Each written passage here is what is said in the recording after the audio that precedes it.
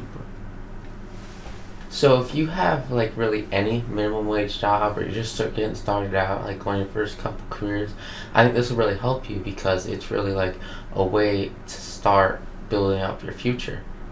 Alright, hey guys, good to see you today. So here's the deal. I want to walk through a couple of things I really wish I knew when I had my first job.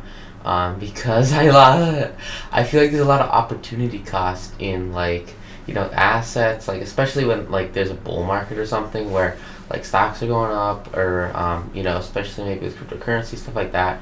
But really just paper assets and building your wealth in general.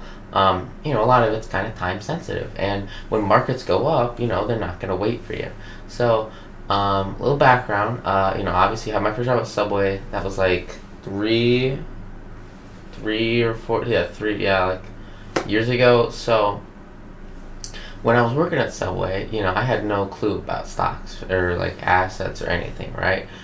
So I worked there for like an entire year basically, and it was that was in 2016 and 2017. So it was like, it was a good year for the stock market, right? And you had a lot of individual assets go up. And it was an especially good year to start investing in cryptocurrency. Now, obviously, you don't put everything in everything, right?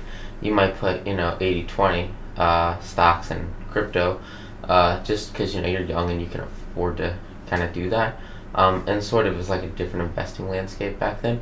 But, like, the number one thing was, just having money in assets, whatever it is, right?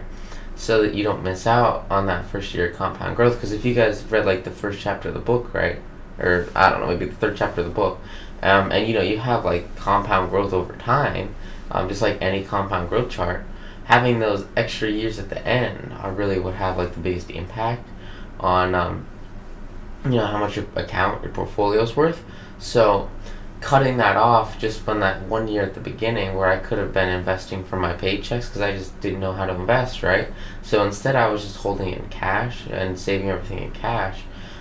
So my money was just kind of sitting there losing value with inflation just a little bit, instead of like making money, which you could have been doing in a good market. And even not, if you put it in any other like bond or any other asset, like you can have a return on it, which is going to be extremely significant as it compounds over time.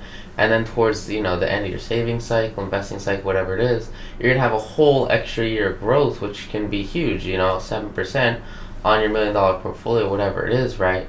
You got to understand, like, that 7% comes at the end or it comes at the beginning. So if you take it seriously at the beginning, what you really do is setting yourself up for success in the end, because you have, it's the same growth rate. It's all about percentages. So you can make 7% a year every year, and starting that 7% a year just a year earlier is going to give you an extra 7% on a much larger figure at the end of it. So what I really wish I knew when I started working at Subway was like how to invest and why to invest. Then you can take your money as you make it and grow it. And it's especially crucial when you're young, but really at any age, if you're interested in growing your wealth through assets and retirements. I'd recommend, I got the stock videos up on here. They're pretty good. But if you really want to take it to the next level, I'll have a link to the book below.